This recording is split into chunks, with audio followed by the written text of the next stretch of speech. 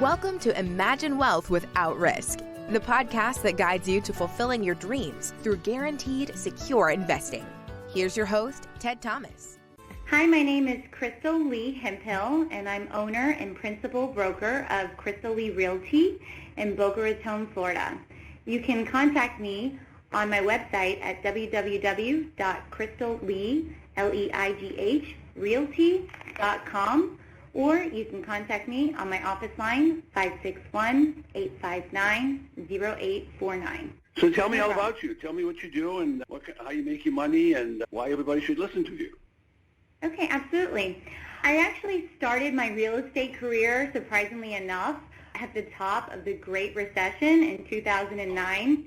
I was just out of college. I went to University of Miami, and I was a cheerleader there, and I was focusing on studies and also my extracurricular activities, but I wanted to find another way to get an extra source of income. So that's what got me interested in real estate. And right away, I got lucky with my immediate success, although we were in a time of a great recession. And I identified the top producer in my office with Douglas Elliman in South Beach. And I basically piggybacked off him the entire time. So he was my mentor. He taught me everything that I knew, and he taught me the ins and outs of real estate investment. He also was dealing with only luxury listings, and he was explaining to me with leasing versus buying, you're doing the same amount of work, but you make twice the amount of money doing buying, seller representation. So he really led me to want to continue on being on the path of a luxury realtor. And so now, to this day, I am an established real estate broker with my own firm, and I focus on celebrity listings, high net worth individuals, sports athletes, anyone in South Florida that's looking to buy a multi-million-dollar home. I'm happy to represent them on the buyer side, but my main focus has been the seller side. And currently, I have a celebrity listing. I have Joanna Krupa. She is a supermodel from Miami's Housewives, and right now she's doing Poland Top Model, and we just listed her house on the market for sale for $2.5 million in the Four Seasons in Brickell. So I just put that on the market, and I have a beautiful virtual tour that you can view on my website at www.crystalleigh.realty.com. Wow. And so how did you get your new client? Actually, I am very good friends of her younger sister, Marta Krupa, and also her husband, Roman Zago, who is an owner of a very popular nightclub here in South Beach. Marta is around my age. She actually moved to Miami at the same time I did, and she was one of my first friends in the area, and she had introduced me to her sister, and she had a home in LA, but due to her career, but she frequented Miami quite a bit, and we developed a relationship for the past few years, and we've kept in touch, which I always make sure to keep in touch with all of my clients. And she called me just recently saying, Crystal, I know you're the best in the business. I want you to sell my property because I can only trust my property with you.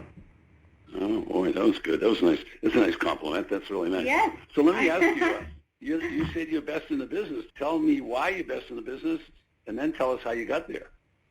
Okay, absolutely.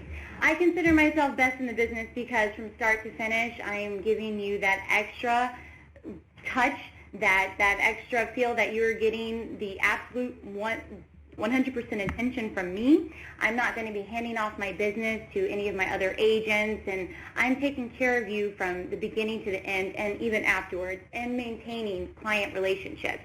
I listen to my clients exactly what they're looking for, exactly what they need, and I try to go the extra mile to give them everything that they're looking for and everything that they need. And I really try to ask for referrals, and anytime I have a successful transaction with one of my clients, the biggest compliment I can receive is receiving a referral. And almost every single time I ask for a referral, I do receive one. And basically, I have been at a lot of networking events, and I just really need to get in front of people and start making more friends and making myself a presence with them. So as long as I'm constantly around and reminding you, hey, I'm here to help you with any of your real estate needs, they're more than likely to reach out to me whenever they do think of selling or buying a home.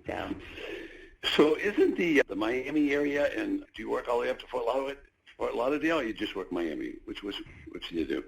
Or do you I service all of South Florida. So I okay. have, I got it. Okay. yeah, I have listings in Miami all the way up to West Palm Beach. So my main focus has been Boca Raton, Fort Lauderdale, and Miami Beach. Now, isn't that a really competitive market? How do you manage in a competitive market like that? Surprisingly enough, I do see it being a competitive market because there is so many agents in all of the areas that I service. But after the Great Recession, I feel that a lot of agents fell on the wayside. So I would say it's survival of the fittest, I guess is the best way to put it. They made the real estate testing more difficult, so the levels of the entry to the barriers of entry into the industry became more difficult. And also a lot of the agents that were not out there hustling every single day, they ended up falling on the wayside, and then the strongest, most successful real estate agents started. But you find it competitive, but do you think you can beat the competitors? You have your strength is, from what you told me so far, is you're really on top of whatever you're trying to sell. So do you have any other strengths you want to tell us about? Yeah, absolutely. Well, I actually only provide seller and buyer representation. I also provide landlord representation, real estate, investment, advisement. I also do home staging as well as interior design and property management. So I'm basically a one-stop shop for all your real estate needs. So I was going to ask you what services, and you just told me a whole bunch of them. So you do a lot of basically everything you can possibly imagine. And you're working how many hours a day? I'm working around the clock. First of all, property management has me working at late hours, and I try to wake up as soon as possible. I'm up at 5 a.m. I get to the gym and start my day, and I like to get all my schedule completely organized before 6 a.m. And then I have to make sure that I keep in touch with all my best clients. And I make a to-do list every single day, and I star the activities that are going to be making me money. And I make sure to take care of those things first. And I just make sure that I'm in contact with my leads every single day. If I'm not hearing from my tenants, that means everything's going great with all the properties that I am managing. I do hear from them at all hours, which is totally fine. And then, as well as interior design, which I have recently just got into, based on, I guess I just have a good eye. Once I sell a client a home, I start giving them some ideas like, oh, you should do this with your kitchen, and it would be really nice if you knocked this wall down. And they're like, wow, have you done this before? And I'm like, I did this with my own personal home. And they're like, do you have any people you can refer to me? And then one thing leads to another, and then they're like, can you just do this whole interior design thing for me? Because I just can't even imagine doing it. So that's basically how I started getting into the interior design. And then also I'm like, okay, this is easy. I can do home staging as well. And it's been a really fun ride, and I've been extremely busy. So to answer your question, I feel like there's not enough hours in the day, and I'm probably working at least 10 to 11 hours right now a day. Wow. But I'm happy to do what I do. I'm enjoying every minute of it. Yeah. Sounds to me like you're a problem solver. Would that be fair? Yes, I absolutely like to think of myself as a problem solver. Okay. So what's the biggest challenge you face in a business like this? The biggest challenge I face in the business would be the way that I look. I think because I look so young, even though I'm 30, I'm in a market where most people think that age equals experience. So I am automatically stereotyped, oh, this young girl doesn't know anything about, she's as young as my daughter, she's as young as my grandchild. So I automatically get that stereotype when I meet people. But people also think a lot younger than I actually am. Most people ask me, they're like, how old are you, 20, 21 years old? And I'm like, no, you can add a few more numbers to that. But I still consider myself young in the industry, but I'd say that's my biggest challenge that I face. And so how do you get around that? Basically, I get around this challenge through explaining to them my sales history, how I have 20 million in sales volume, how I show them some of my portfolio of my successful transactions. I also have testimonials that I share with my clients at the time of listing presentations or my first time meeting with a buyer. And I explain to them my transaction history of successful clients that I've had and also successful large deals. I'm dealing with high-end clients. I'm dealing with high net worth people and also properties with a big price tag. And people with properties that cost this much money need to find someone that they can trust and depend on. So by me showing a potential client that I have already worked with people in this league makes them feel more at ease working with me. And I feel that I break through that stereotype of being too young to even know what I'm doing. So you have to sell yourself first. Oh, 100% I have to sell myself first, because when I walk in the door, they think I'm just a little girl that's new to the industry. But after I leave, they feel that I'm a big girl with a lot of experience. Oh, geez. You know, if a man says they gets in trouble, little girl, big girl, oh my God, you're in trouble right away. Oh, geez. You can say it, but a man can't say that. Oh, yeah. Oh, yeah. I hear you. Yeah, really.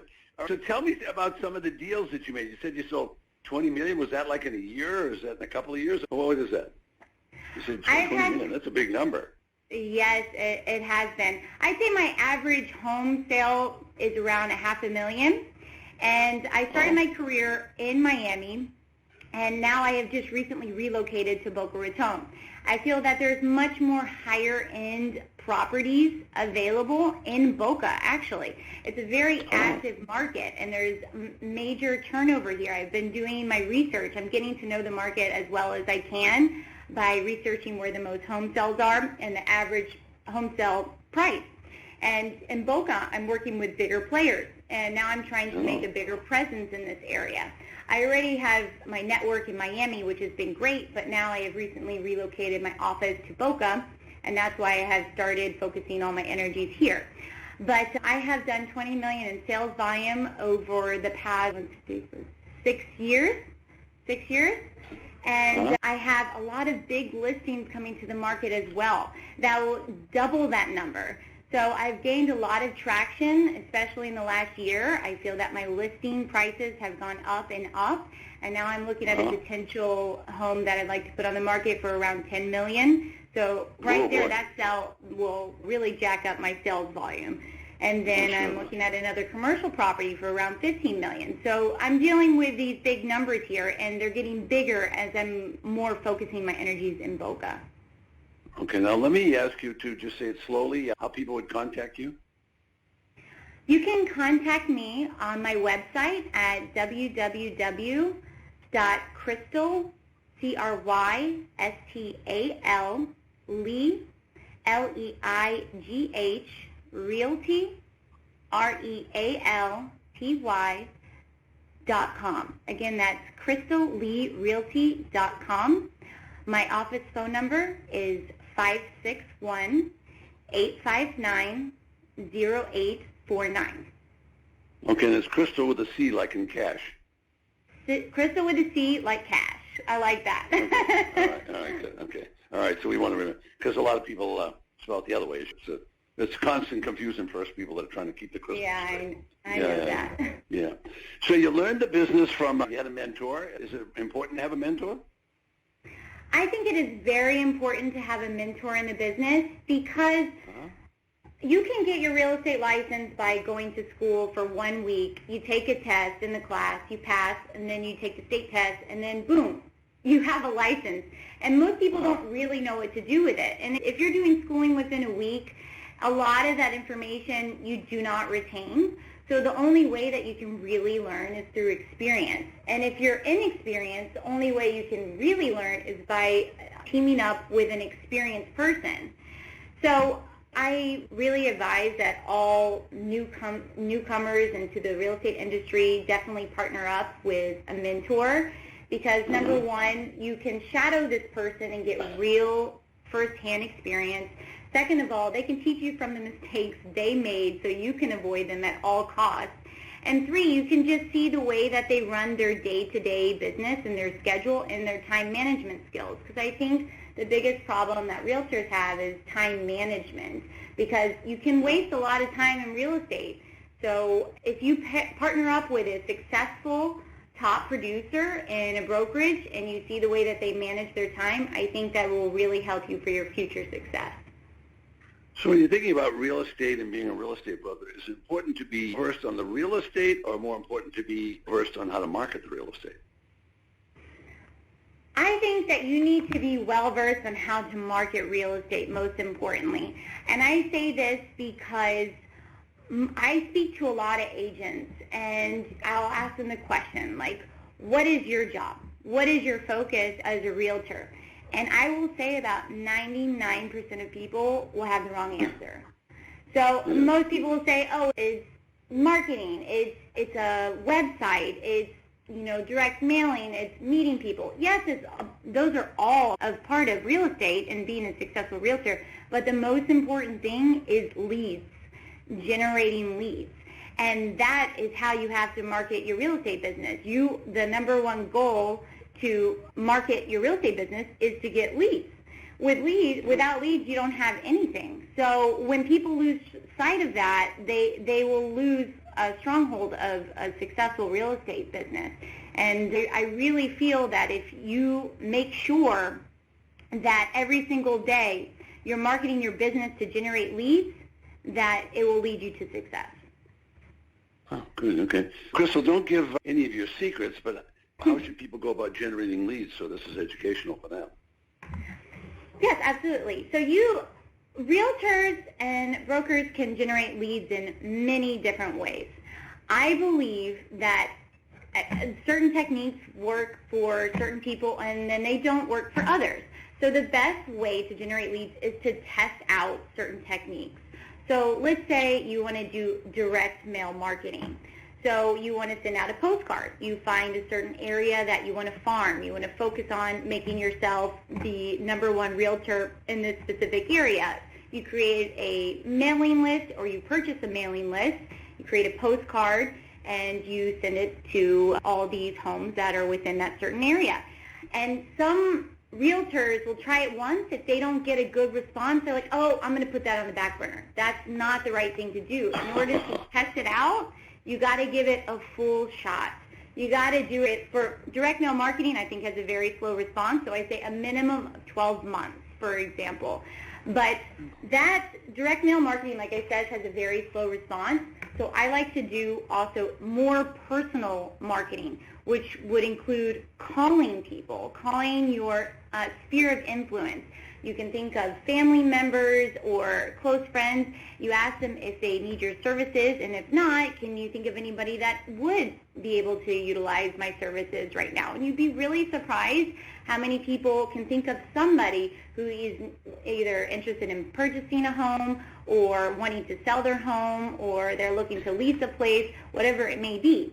So my advice would be to go to the market directly, do direct marketing by calling or making sure that you're setting up time to make yourself available for networking events so people know who you are as a realtor, and make sure that, like I said before, in your face, hey, anytime you need me, I'm here for you. Anytime you need to buy or sell a home, I'm right here. Don't forget about me. I would definitely recommend a direct mailing. I also think in this era, we need to be keen on digital marketing. So you need to focus on an email campaign so you're constantly having a touch with your client base. You don't want it to be so overly informative, because sometimes I see these emails that are just way too wordy. You want to keep it short and sweet. Just let them know that you're a market leader. Give them a few little nuggets of information and just keep in contact.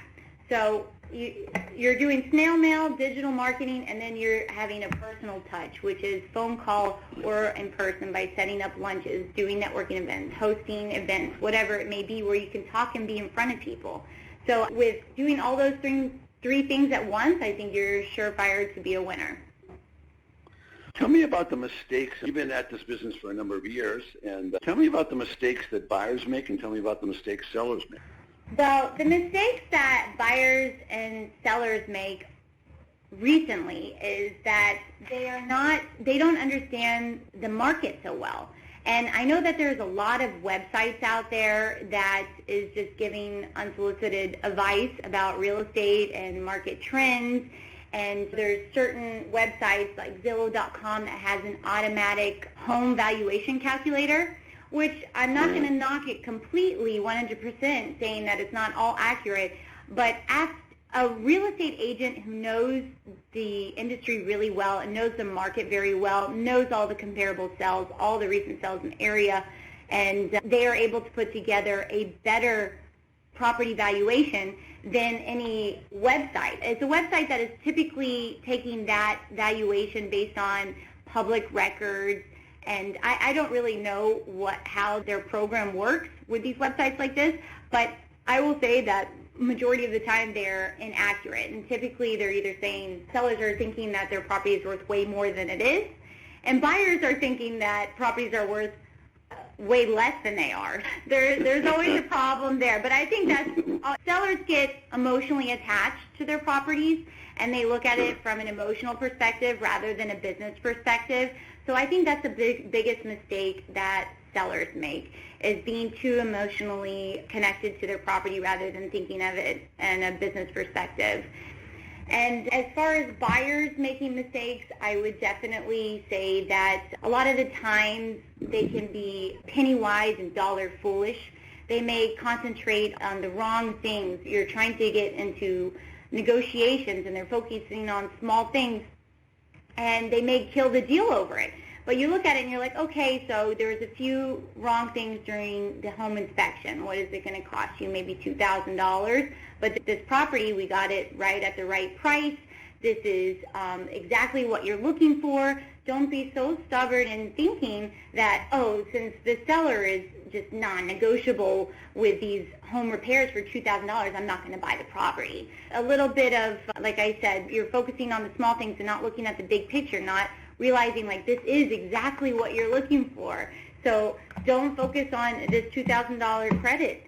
Just focus on getting your dream home at the right price. With a home comes maintenance. You got to maintain the property. It's pretty standard that you have to put in a little bit of money to get it in the livable condition, the condition that you want it in. Well, earlier you said you were a problem solver, so let me put you in the hot seat. So we got a client that wants to buy the house, but they don't want to pay for the repairs. And then we got a client that has a house they want to sell for, and they don't want to pay for the repairs. How do you fix that? When it comes to a situation where a seller doesn't want to fix the repairs and the buyer wants the seller to fix the repairs, there's always an issue. I feel like I run into this almost every single transaction because there's always yes. I feel that especially with home investors as well. But the problem here is that people say, okay, I'm selling the house as is.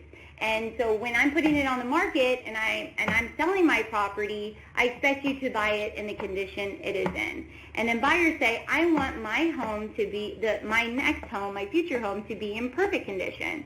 What do I have to do at this point? If I am the seller's agent, let's say that the buyer will ask for $5,000 for repairs.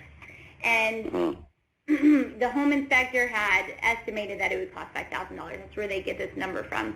And we present this to the seller. And we say, seller, we want $5,000 for the repairs because this and this is a problem. It's not even in livable condition, whatever it may be. If the seller says, absolutely not, I am not giving you a single dollar, the house is going to be sold as is. You can take it or leave it. At that point, I try to negotiate for them to come and meet in the middle. I'm like, okay, so what if the buyer comes up, the seller will reduce it to $2,500 and we'll give you a $2,500 credit. So that may or may not work. If it does work, great. Then at least both sides feel like they're getting something. They're like, okay, at least they're giving me half the amount because it's probably not even going to cost me that much, the buyer will say. And the seller's, I know the house isn't in perfect condition, but I'm not going to give them $5,000, but I'm comfortable with $2,500. But let me put myself back in the hot seat. What if that doesn't work? And in a situation like that, I like to get creative and think out of the box. There's always two agents involved in a transaction. You have the seller's agent and the buyer's agent. Regardless of what side you're on, both brokers still have to work together as a team to close this deal. So I like to work with the other broker, and I say, okay, so we have a buyer and seller here that are very stubborn, and one wants something and the other one wants something else. What can we do about it? So I try to say, okay, how about I reduce my commission by X amount and you reduce your commission by X amount, a fair amount. And although it may not be much, it may not be nearly close to $5,000, let's say it's $1,000. I'm taking $500 off my commission. She or he takes $500 off his. That's $1,000. And we say, okay, buyer, the seller isn't willing to give you any credit, but we, both as agents, we want to make sure that you get this home because it seems perfect for you guys, and we'll give you $1,000 credit. Typically from that extra effort from somebody that they didn't ask for, it goes a long way. And the buyer's like, wow, these agents are on my side. They really want to see this deal happen. I'm definitely going to move forward. And then also the seller, so on both sides, you put a very, very good look for yourself as an agent. The seller's like, wow, I can't believe my agent reduced their commission to make this deal done. They're going above and beyond to make sure this deal gets closed and my home gets sold. I'm going to make sure that I refer them to any of my friends that are looking to sell their home. And I'll think of them in the future because I know they'll go that extra mile to get the deal done. And it has always worked in the past. And for me, when you're looking at a home, I'm like, okay, I'm going to be making $10,000 commission. What's $500 to me? It's nothing. You got to look at the bigger picture. So now I'm making $9,500, and I have a happy buyer and a happy seller. Sounds good. Sounds good. Yeah, absolutely. So everybody's got to get flexible. That's the key. So that's the key to the problem solving. Tell me about some of the other problems. As far as repairs are concerned? No, just the problems in the business itself. I always thought that the biggest difficulty, and I'm not close to it like you are, would be financing and things like that. How do you work all those things out? I would definitely have to agree that a very big problem is obtaining financing right now. Yeah. It's been a lot more difficult for buyers to get financing as compared to in the previous years before the recession. But I also like to assist, when I'm a buyer's agent, I like to assist them through the whole entire loan process. I have my closest network of mortgage brokers that I work with directly in Boca Raton and also Miami that I have had a lot of success with, that I know that, first of all, are very informative, because a lot of first-time home buyers or even experienced. Still, we have a new HUD statement. There's a lot of changes every single year in the industry. You got to have a mortgage broker that you can trust and depend on, and also who gives you, they don't fluff their buyers. They don't say, oh yeah, it's going to close, when they know that it's highly unlikely that it's going to close. I will present a deal to my mortgage broker. I'll get on a conference call with the buyer. We talk about their finances openly with the mortgage broker. We tell them about the property, the current financial situation of the property. And my mortgage brokers that I trust will tell me, I just don't think this will fly with underwriting, whatever it may be. A lot of issues that people have been having in Miami Beach is, first of all, a down payment. Now in condominiums, you're looking at putting a minimum of 25% down, which it was a lot less previously. And some are up to 50% down based on vacancies. So you have to be very knowledgeable of the communities and of the buildings to know what the situation is, if you can even obtain financing. Because a lot of these... So stop for a minute, because you're talking about the audience quite a bit now. So let's come back down to earth, because you're flying high. I got to get you down here, where we get the listener's not going to understand why someone would have to. I think there's people out there advertising 3% down, and you're saying sometimes it's 25 and 50. Can you just elaborate on that and explain it to the newcomer to the call? Yes, absolutely. There poses always a challenge in financing with all real estate deals. With a lot of single-family homes, you can put as little as 3% down to 5% down with an FHA loan. But a lot of condominium buildings, for example, in Miami Beach, are not FHA approved. So since they're not FHA approved, you have to do a conventional loan, and based on vacancies, and let's say some people aren't paying their condo dues or whatever it may be, each building has a different situation, and the banks feel that those buildings are more risky to loan money against. So the riskier buildings, the riskier buildings are the ones that have more vacancies, have more delinquent. You're going to have to put more % down. So the riskier buildings you have to put a minimum of 25% down, sometimes even more. So it's always good for a real estate agent to know the buildings and the areas very well. And before you move forward with an offer and a contract on a property in a condominium, for example, definitely obtain all the financial information on the building so you can know if it's a financially healthy building and if the bank who's lending the money to you thinks that this is a financially healthy building. If they are a financially healthy building, you would have to put less down. But you don't run into these issues with single-family homes or with townhomes. This is only coming down to condominiums because with financing, you not are only getting personally financed as a person, the bank looks at you and see if you are a healthy person and not a risky person to lend to. Then the second step is to see if the building is risky. So with a condominium, it's a two-step, evaluation process that the bank has to go through. Whereas a single-family home and a townhome, you're only evaluating the buyer. Okay, good. Let me ask you a question, and then we'll get off condominiums. When you talk about buildings partially filled and so on, are you talking about old buildings that are on the low end, or is that a result of buildings on the high end, or is it just condominiums in general in a market like, I assume you're talking about Miami and South Beach, something like that? Yes. Ever since the mortgage crash and also the overdevelopment in Miami of condominiums in Brickell and downtown, there became a lot of vacancies right after the Great Recession. And a lot of people became delinquent on their mortgages, and a lot of people became delinquent on their HOA dues, their condo fees.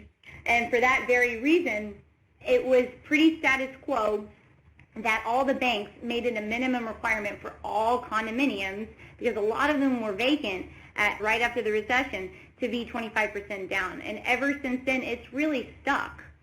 Also, there's a lot of fraud in, Miami in general. So they're trying to make sure that the bank is trying to make sure that their money is protected and that they're going to get their money back. So this is the best way that they can ensure that the buyer is going to be paying back the loan. So that's why you will always see a minimum of 25%. And this goes for high-end buildings and low-end buildings alike. Wow. So a lot of the high-end buildings, you're looking at a lot of cash out of pocket if you're doing a financing deal. So I typically see a lot of all-cash buyers for that very reason. I see. Now, can a normal buyer, through a broker or do it by himself, find the financial condition of a building? Yes, absolutely. A buyer can find out all the financial information of each building by requesting it through the condo association. Typically, a realtor would do this on their behalf, and the realtor would advise the buyer if they think this is a riskier building in the bank's eyes, and if you should move forward with putting down a contract on a unit in the building. But this information is easily obtainable by the condo association. Sometimes there may be a small fee of $50 to $100 to request this information. I see. Yeah. I see. All right, well, these are problems that the average person would never think about, so this is really good information. Tell me about some of the other challenges that buyers have and sellers have. They're always not, as I say, simpatico. They don't meet eye to eye. I think you said earlier that the sellers think they're selling too cheap and the buyers think they're buying for too much. So obviously that's one. What other problems do people have buying and selling? Other problems that buyers face, I would say, is in Boca Raton, properties go really fast. So you can't drag your feet. So if you see a property that you like and it's in the location that you want, it's in great condition, it's the price that you feel comfortable with, go for it.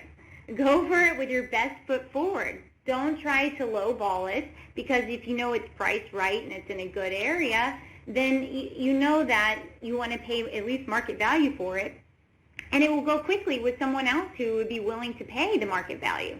So I would say buyers always face a challenge with, oh, I don't know, I'm a little nervous. Some people get cold feet because it's all moving too quick for them. But I always tell my clients, if this property has everything you need, it's in the location that you want, and you're comfortable with the price, even at the ask price, although we're going to get it for lower, we're going to try to, then let's put together a contract today. Let's do it now, because this property is going to go fast. And people get so shocked. I tell them, and I always tell them, I'm like, this is a very hot market in Boca right now. There's not enough inventory. There's way more buyers looking for properties than sellers are putting on the market. A lot of the times, they drag their feet a little bit, and then what happens, the property is sold. And if you're putting together a backup contract, the chances are highly unlikely that that contract can go through. So you lost out on the property. So it usually 2 or 3 times for a client that's typically, some people are just a little slower on decision making, or just jumping the gun, especially for a large ticket item. I understand, but it's really hard to find the perfect property. So when you do, act fast. And I have had experiences with buyers where they lost out on 3 homes from not acting fast enough. And then what happens, it takes maybe 3 to 6 months to find another home that they're interested in. So that's definitely a challenge that buyers face. And also, I would say that sellers face the same issue where they drag their feet when they get an offer that is a fair offer, and they're like, and if, let's say I just listed the property, I just put it on the market, and I already show it to a handful of buyers, and we get an offer in the first week, and it's a fair market offer. And the seller's like, oh, since I got so much interest in the first week, I know I can sell it for more. And they won't even, yeah, so people think, especially since you get so much traction right out the gate, then, okay, then I got one offer now, I'm going to get another one soon, and it will be better. I know it will, because I'm not going to sell it to my first person that gives me an offer. But I think that's a big mistake there, because you don't want to throw away a bird at hand waiting for 2 more to come. It's right. It's an offer's right in your hand. If you want a higher price, let's negotiate it out. Let's negotiate it out. Let's not just throw it on the wayside thinking you're going to get better automatically. Okay. What questions did I forget to ask that you wish I had asked? Let's I can't believe I slowed you down. That was the first time I slowed you down in 45 minutes. Pretty good. I know. Now you stumped me. I'm trying to think of any questions that you haven't asked. When we hang up, you'll think of 5. Oh, I should have told that. Okay. I know that. Tell us who you are. Tell us who you are and what you'd like us to do. Okay. Hi, everyone. My name is Crystal Leigh Hempel. I am owner and principal broker of Crystal Leigh Realty in Boca Raton, Florida. I help sellers sell their home, buyers find their dream home. I also help landlords in representation and real estate advising, as well as interior design and home staging. And not to mention, I do property management. So I'm your one-stop shop for all your real estate service needs. That was good. That was great. And will you take phone calls?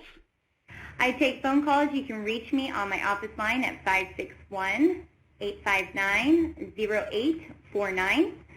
Or you can reach me on my cell phone at area code 713-391-5710. Good stuff. Now tell me who the client is. Describe the client you're looking for.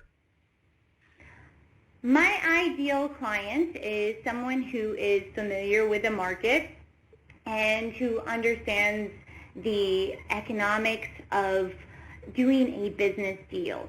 Someone that is not penny wise, dollar foolish.